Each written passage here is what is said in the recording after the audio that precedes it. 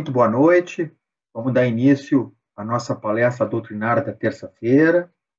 Mais uma vez, começamos, como de praxe, como de costume, com uma breve prece. Então, rogamos à espiritualidade superior, aos bons amigos do plano espiritual, a Jesus Cristo, que sempre está presente quando mais de uma pessoa fala em seu nome, e ainda que estejamos afastados aí em função da pandemia, agora estamos irmanados e, portanto, Jesus está nos assessorando, nos vigiando, zelando por nós e rogando seus bons préstimos para que essa palestra atinja seu intento, que ela seja esclarecedora e, ao mesmo tempo, faça com que nós possamos elevar a nossa consciência e, assim, nos sentirmos bem, nos sentirmos em sintonia e revigorados. Então, a palestra de hoje trata da reencarnação e o mito platônico da caverna.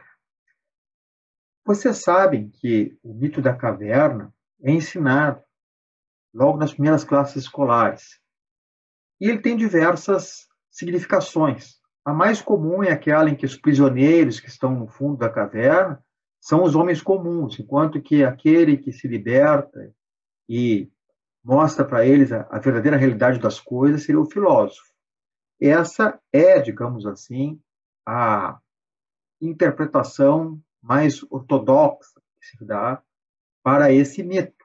Mas como o mito é plurimo, ele possui vários significados, para todos aqueles que acreditam no mundo espiritual, para além da matéria, um sentido mais profundo, que eu vou procurar resumir ao longo desses 30 minutos e, ao mesmo tempo, fazer correlações com a crença, que não é apenas kardecista, mas é uma crença compartilhada por vários credos, sistemas filosóficos, na ideia das vidas sucessivas, na ideia da reencarnação. Vejam que, quando Platão escreveu seus diálogos, tendo muitas vezes Sócrates como protagonista, que chegaram até nós através dos árabes, ele estava ecoando tradições ainda mais antigas, como a ideia reencarnacionista de Pitágoras, que, por sua vez, teria viajado para as regiões mais do Oriente, principalmente ao Egito, onde a ideia da reencarnação era bem conhecida nos círculos mais esotéricos, esotéricos com S, porque existia um conhecimento esotérico com X, né, exo para fora, né, que era do vulgo, do povo em geral, né, toda aquela concepção do embalsamento dos corpos, da ideia de que era preciso que aquele corpo se fizesse acompanhar de bens materiais para servi-lo na vida além túmulo. Mas essa era uma ideia que era bastante difundida por uma série de razões entre a massa. Mas os verdadeiros iniciados já sabiam que o que se preserva na nossa existência física é o espírito, tá? Que o corpo é apenas um veículo e que nós somos criaturas espirituais momentaneamente tendo uma experiência material. Mas a nossa intimidade, né, a nossa natureza mais íntima é um ser espiritual, né, momentaneamente vivendo um corpo material, tal qual um mergulhador que, para descer uma grande profundidade, 150 metros, precisa se valer de um escafandro. Então, esse corpo material é o escafandro, que nos permite uma série de experiências que irão nos permitir uma ascensão moral e intelectual. Então, essa concepção já existia. Essa concepção é multimilenar, mas não era tão disseminada como hoje, que nós temos, graças a Deus, muito mais acesso à informação, mas também temos um excesso de informação. Então, temos o acesso à informação, mas também temos um excesso de informação. E por isso é difícil separar o joio do trigo. Mas voltando especificamente, então, a esse mito, os mitos eles têm uma grande capacidade de concentração. Concentram, né, conteúdo bastante amplo em poucas palavras. E o mito da caverna pode-se dizer que é um dos mitos mais significativos que nos foi legado pelos antigos gregos. A ideia do anel de Giges, que eu falarei outro dia, também é muito interessante. Mas o mito da caverna é o tema da nossa palestra de hoje e as suas implicações com a ideia reencarnacionista. Então, mais ou menos, só para você se situar, né? Imaginem uma situação em que há uma caverna bastante escarpada, a sua entrada, é preciso subir bastante para chegar até a abertura. A abertura seria quase que de uma gruta, e não de uma caverna, uma portada bem ampla, seria uma pequena abertura, e houvesse, então, esse declive, depois não é, houvesse uma grande fogueira ardendo, e ao fundo da caverna, colocados contra a parede, haveria uma série de prisioneiros, né, escorados no muro, uma pequena mureta. Atrás dessa mureta passam pessoas carregando objetos. Seria mais ou menos essa representação aqui. Eu vou projetar para vocês. Vocês vão ver aqui mais ou menos aonde eu quero chegar. Então, imaginem, né, uma entrada menor e mais escarpada do que essa que foi revelada aqui. A fogueira, aqui as pessoas em procissão, ó, carregando ídolos, carregando estátuas. Essa mulher carregando a estátua de um cavalo, o homem que segue atrás dela carregando a estátua de um guerreiro, depois um outro trazendo uma ave, de forma que as sombras são projetadas em função da grande fogueira que arde. E os prisioneiros aqui acorrentados, eles veem um mundo bidimensional, né, projetado na sombra, nessa parede plana, colocada no fundo da caverna. Então, esse desenho é bastante feliz, essa gravura é bastante feliz ao representar bem a ideia do Platão, com exceção aqui, porque essa concepção está nesse livro, a República. Não sei se estão vendo aqui nessa janelinha, né? A República, no capítulo 7. E essa entrada, então, seria muito mais escarpada e muito menor do que aqui aparece, o resto tudo está conforme a narração do filósofo Platão. Muito bem. Então, vejam mais uma vez, não é? Aqui as figuras, os prisioneiros acorrentados, esse pequeno muro, né? E as pessoas passando em procissão com estátuas sobre suas cabeças, que, aos olhos dos prisioneiros, são tomadas como objetos reais, já que eles veem o mundo não só através das sombras projetadas nessa superfície. Muito bem. Então, o que acontece? Alguém desses prisioneiros se inquieta em relação àquela circunstância, começa a se mexer, se esgueirar, e, repetidamente, verifica que se soltou das suas amarras. Há alguns senhores da caverna que os alimentam e que os mantêm ali. Então ele espera, né, um momento oportuno, um momento que um desses senhores da caverna adormece ou está distraído com alguma outra coisa e consegue se esgueirar, passa pelo lado da fogueira, que naquele momento não tem ninguém fazendo a tradicional procissão de objetos, e acaba fugindo. Então, mais uma vez, volto aqui a nossa gravura para que a gente possa ver quem seria esse escravo fugitivo. Então, esse homem com a túnica vermelha aqui, ó, ele acaba se esgueirando, né?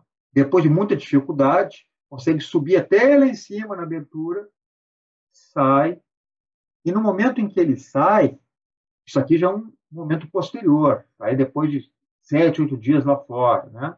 No momento que ele sai, ele é imediatamente quase que cegado pela luminosidade intensa que há lá fora. Ele nunca tinha visto aquilo. Então, no primeiro momento, ele não consegue nem abrir os olhos. Um segundo momento, ele consegue olhar indiretamente para o chão, né? Espera anoitecer, entardecer, quando a noite cai, ele se sente melhor. O outro dia, ao amanhecer, não é? Ele vai se habituando, se habituando. Depois de algum tempo, ele fica maravilhado com o mundo luminoso e tridimensional que se lhe apresenta aos seus sentidos.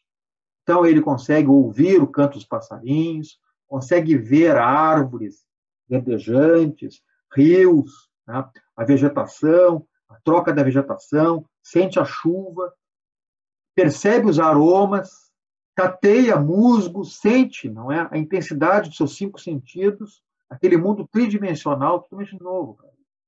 E percebe que ele pode beber água diretamente da fonte, se alimenta, não é, através da caça, que intuitivamente ele tem essa concepção, pega frutos e percebe que não é preciso mais ser alimentado pelos senhores da caverna. Consegue uma alimentação muito mais rica, muito mais fresca, de muito mais qualidade, naturalmente, da própria natureza. Só que, passado algum tempo, ele começa a ter uma certa inquietação, porque esse prisioneiro que escapou, ele é dotado de solidariedade. Então, ele fica com pena dos seus companheiros, né? Que veem o mundo apenas as sombras, que veem um mundo bidimensional, projetado numa superfície plana, e não o mundo tal qual é. Então ele se sente compelido a retornar para libertá-los a todos, né? Convencê-los, já que eles são muito mais numerosos que os senhores da caverna, de que deveriam sair dali e não mais estar preso àquela situação. Então ele retorna até aquela abertura, né? Espera o momento oportuno, quando os senhores estão dormindo, os senhores da caverna, os amos da caverna, e acaba entrando de volta para resgatar os seus companheiros. Só que ele acaba caindo, tropeçando, né? Tropica, fica todo lenhado com as pedras. Quando chega lá embaixo, não é? E tenta falar com os outros, também não está acostumado com aquela escuridão toda, não enxerga, né? Os outros dizem, tu não está vendo as sombras que estão passando aqui? Olha que coisa mais maravilhosa essas sombras. Ele não consegue enxergar nada, porque para ele, que não está acostumado mais com a escuridão, ficou muito difícil enxergar ali dentro. E aí os antigos prisioneiros, os antigos companheiros, percebem que ele está todo lenhado. Você disse que esteve lá em cima e volta sem poder enxergar nada, e ainda todo machucado, todo lenhado, está saindo sangue aqui do seu braço, está saindo sangue do seu joelho. Como é que você diz que a vida lá fora é melhor do que aqui, se você perdeu a sua capacidade de discernimento e de enxergar as coisas como são, não enxerga nem as sombras aqui na frente, não enxerga nem a projeção das imagens aqui na frente, e ao mesmo tempo está todo machucado. Então, como você quer nos convencer a sair daqui? E então ele tenta convencer, tá? E ao mesmo tempo, tá? Não consegue. No final das contas, ele é denunciado pelos prisioneiros para os senhores da caverna e é novamente colocado como prisioneiro depois de levar uma surra. Então, o que o mito da caverna nos revela? Que como é difícil enxergar as coisas com clareza, né? Ver é fácil, o que é difícil é enxergar. E existe uma série de simbologias que estão colocadas aqui que podem explicar um pouco esse nosso mundo tridimensional, que é um mundo parcial em relação ao verdadeiro mundo de luz, que é multidimensional, né? Então, se pode dizer que as sombras seriam uma metáfora para a realidade física em que nós estamos inseridos, que muitos acham que é a única realidade, que é aquilo e acabou. Depois daquilo, depois da nossa vida, haverá um não ser, haverá um sono eterno, né?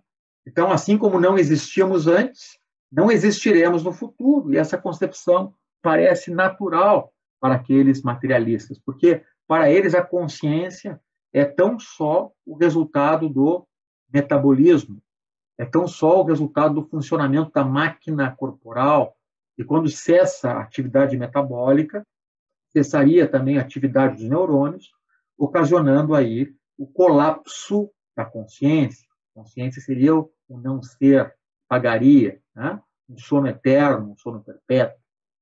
Então, essa ideia da sombra seria o mundo material, né? Então, o mundo material é apenas uma parte do todo.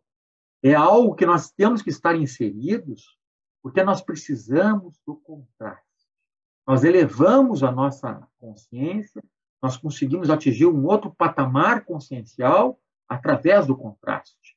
Então, é luz e escuridão, é calor, frio, é matéria, espírito. Tá? Aí a gente consegue perceber as coisas através desse cotejo, através dessa comparação. É isso que nos dá a percepção e que nos dá o combustível para, nessa etapa evolutiva atual, poder ascender, poder gradativamente ir atingindo um patamar vibratório mais elevado. É o contraste. Né? Não é à toa que existe aquele livro maravilhoso, Evolução em Dois Mundos, porque a nossa evolução, né, se dá em dois mundos. Então, é o André Luiz e através da psicografia do Chico Xavier. Porque nesse estágio atual, nós evoluímos no plano espiritual, mas evoluímos muito mais através dos mecanismos reencarnatórios. Porque no momento em que estamos na matéria, temos necessidade, em primeiro lugar, de conviver, porque nenhum homem é uma ilha. E em convivendo, nossas virtudes e nossos defeitos aparecem, ficam em potência, eles podem ser desenvolvidos. Desenvolvimento de virtudes e burilamento dos vícios e defeitos que nos prejudicam no nosso relacionamento com nossos pais. Ao mesmo tempo, né, precisamos prover o nosso corpo material, porque o nosso corpo material precisa de vestuário, precisa de alimentação, de repouso, de um teto, e tudo isso faz com que a gente saia do nosso imobilismo, da nossa inércia, e nos colocando em movimento, nós também nos colocamos em posição de aprender, melhorar, se aprimorar. Então, é necessário esse contraste, né? Um tempo a vida espiritual e, momentaneamente, um aprendizado na vida material. Voltamos para a vida espiritual, voltamos para o mundo material. Então, esse contraste faz necessário para que a evolução se dê nesse estágio em que nos encontramos. Então, as sombras projetadas na parede, né, seriam a metáfora desse nosso mundo material tridimensional, enquanto o mundo verdadeiro, cada vez mais a física quântica nos mostra, ele é multidimensional. Existem muitas coisas que não vemos, assim como não vem também, tal qual é a natureza, os prisioneiros que estão acorrentados contra o muro, olhando aquela superfície onde passam as sombras. Então, nós sabemos que aqui, no corpo físico, prisioneiros que estamos, nós conseguimos enxergar entre o infravermelho e o ultravioleta, mas a realidade é muito mais rica do que esse espectro de onda luminosa nos permite enxergar. Também não conseguimos ouvir, né, vários sons que estão acima e abaixo de certas frequências. Né? Então, o ultrassom, o infrassom, enquanto que esses sons existem apitos de cachorro que o animal ouve a muita distância, enquanto que nós não ouvimos nada, como se nada acontecesse. Então, a realidade é muito mais plural do que podemos imaginar. E as sombras, de certa maneira, são uma representação dessa nossa pouca visão, dessa nossa pouca audição, dessa nossa pouca percepção, né, do que está realmente à nossa volta. Principalmente eu, a maior parte de vocês, que também não temos uma mediunidade clareaudiente ou vidente, que podemos perceber alguma coisa do mundo espiritual. Intuímos, temos a antena da intuição, mas não temos, digamos assim, uma mediunidade exacerbada que nos permita ouvir e ver vibrações mais sutis. Muito bem, é o primeiro ponto. Outra questão interessante é o que representaria aí a fogueira. Tá? Então, temos a fogueira que projeta sombras lá na parede. O que representaria essa fogueira. Vou projetar mais uma vez aqui a imagem para que a gente possa visualizar. Se poderia dizer que essa fogueira seria o fogo dos desejos, não é? Então, desejos autodesenvolvidos, desejos incutidos, porque no plano mais material, digamos assim, nós temos o corpo orgânico, nós temos o corpo energético, nós temos o corpo emocional e o corpo mental. Então, todos esses corpos que perfazem a nossa personalidade, a nossa individualidade desenvolve várias personalidades ao longo das suas várias reencarnações, ao longo das vidas sucessivas, levando em conta o sexo que nós reencarnamos, a etnia, o ambiente cultural, a mensagem dos nossos pais. Né? Então, tem uma série de fatores aí que fazem cada personalidade vivenciar uma certa condição. E isso é que nos dá a riqueza do aprimoramento intelectual e moral que vai nos conduzir até um ponto em que não será necessário mais a gente reencarnar. Também é o contraste, né? O contraste entre uma vida passada num corpo feminino no século XIX, na região da Arábia Saudita, e um corpo masculino em que habitamos do século XX para o XXI, um país como o Brasil. Então, esses contrastes também fornecem experiências riquíssimas para o nosso aprimoramento, almas imortais que somos. Não é? Então, temos essa questão. Então, esses corpos, mental, emocional, todos eles têm desejos, não é? Então, há, digamos assim, uma curiosidade intelectual em relação às coisas. Há, digamos assim, necessidades emocionais de ser aceito, né? De influir, de poder, né? Se sentir com pertencimento a um grupo. Há necessidades de repouso para recompor o nosso plano energético e, naturalmente, há necessidades do nosso corpo material que precisam ser saciadas.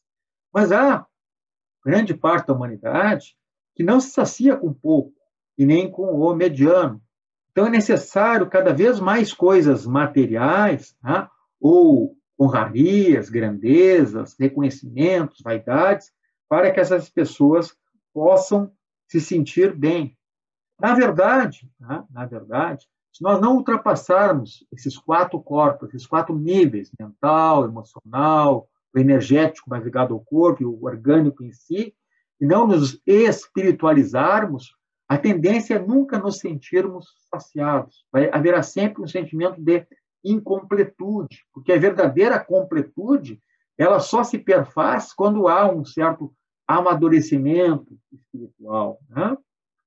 Então, se não houver um movimento de espiritualização por conta da gente, sempre haverá algo faltando, sempre haverá, assim, um sentimento de insacialidade, alguma coisa não saciada, é como se a gente tivesse com sede e bebesse água do mar. Quanto mais a gente bebe água do mar, mais sede nós temos. Né?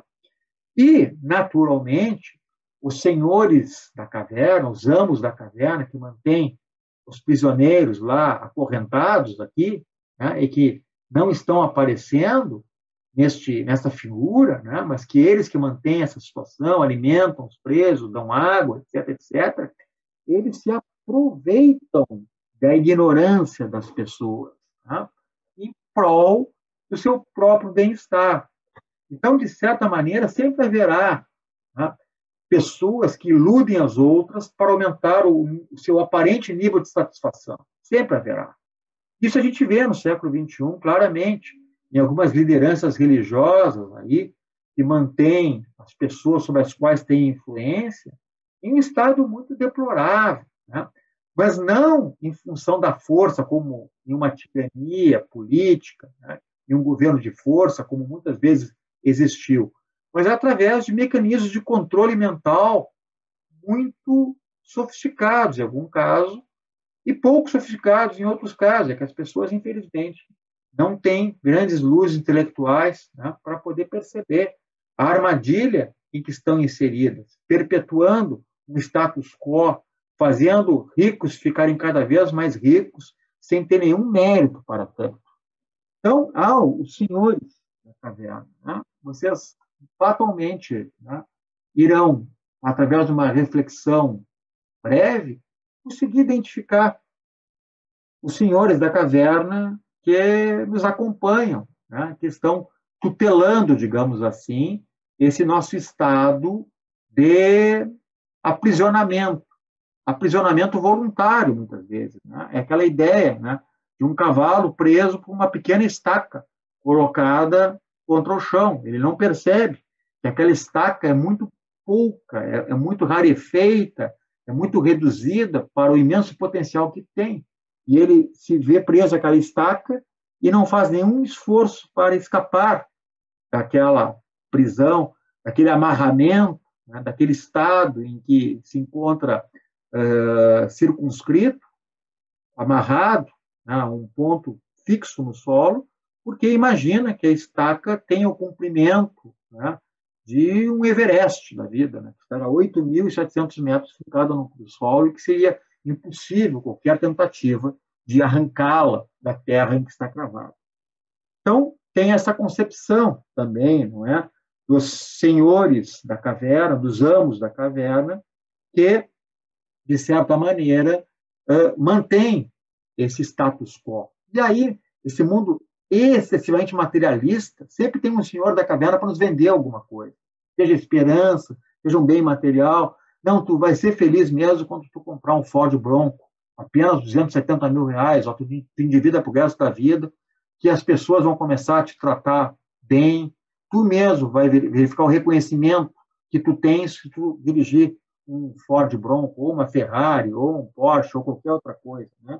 Então, muitas vezes, essas necessidades, né, mentais, emocionais, energéticas e corporais que nós achamos que temos são incutidas, né, por pessoas ambiciosas que vivem de vender ilusões. São os mercadores de ilusões que também podem ser entendidos como os senhores desta caverna. E, por fim, como não poderia deixar de ser, a ideia do sol lá fora seria a ideia do bem, o bem supremo, a ideia da justiça, a ideia da fraternidade universal, tudo aquilo que está ligado à nossa concepção ainda imperfeita, incompleta, da divindade, de Deus, a consciência cósmica universal. Então, seria o sol. Nós não temos condições de olhar para ele diretamente. Tá? Não temos ainda aparato, não temos ainda preparação para isso. Nem que ficássemos fora da caverna durante 10 anos, 20 anos, 30 anos, estaríamos aptos a olhar diretamente para o sol. Tá? Tentem fazer isso. Não, aliás, não tentem fazer isso, porque não é bom. Até na época do eclipse, né, sempre se recomenda que se olhe para o sol com uma superfície bem escura frente aos olhos. Imaginem uma situação de não eclipse, uma situação de brilho intenso. Então, nós podemos surpreender, né, a ideia de Deus em alguns momentos, tá? Preparando-nos para tanto e estando no momento certo. Seria, digamos, o pôr do sol e o nascer do sol. Né? Então, dois momentos muito específicos ao longo de uma jornada diária que nos permitem visualizar, né, uma ideia de como seria o sol. O sol está muito longe, muito distante. Então, nós temos uma ideia, né, de como ele é, olhando para ele às 6 da manhã ou agora, né, no inverno gaúcho, às 5h45, nos horários que se põe, nos dias claros. Então, vejam, né, como é rica essa ideia. E, por fim, não é? A gente não pode deixar de referir que aquelas pessoas que nos ajudam a sair da caverna, assim como esse homem de branco está acenando aqui, né, para o homem de vermelho se retirar, né, está apontando o caminho, está dizendo, pode vir, que agora o sol não está tão quente, agora, né? Esse homem seria, digamos assim, aquelas pessoas mais iluminadas, né? Os grandes luminares, que, na verdade, não são tão evoluídos assim, levando em conta uma perspectiva universal, mas que, para nós, soam como semideuses, soam como pessoas realmente agraciadas, porque o nosso nível evolutivo ainda é muito baixo. Então, quando a gente começa, né, a se agitar ali, começa a perceber alguma coisa, né, quem é melhor para nos ajudar é aquele que está ao nosso lado e que já se libertou. Ele diz assim, faça um movimento brusco para a direita e para a esquerda e você vai se libertar. E a gente consegue escutar.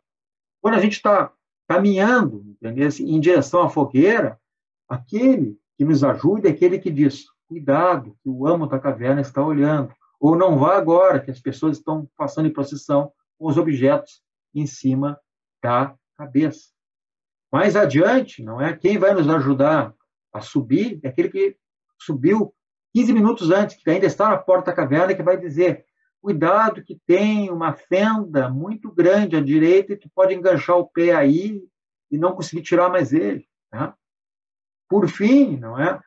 Quando chegar lá em cima, quem vai falar o momento certo de sair, né, é aquele que está colocado na saída.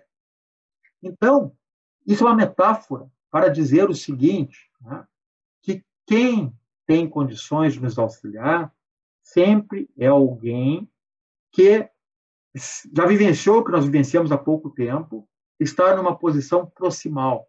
Então, nós temos que nos colocar numa posição proximal para ajudar o outro. Não é à toa que é preciso amar o nosso próximo, ajudando-o, né? Dividindo, partilhando os nossos bens, os nossos talentos com o restante das pessoas para que todos possam avançar. É como diz o velho ditado, né? Se você é habilidoso, não quer dizer que você merece algo, mas sim que você tem o dever de dividir esse talento para que mais pessoas possam também desenvolver.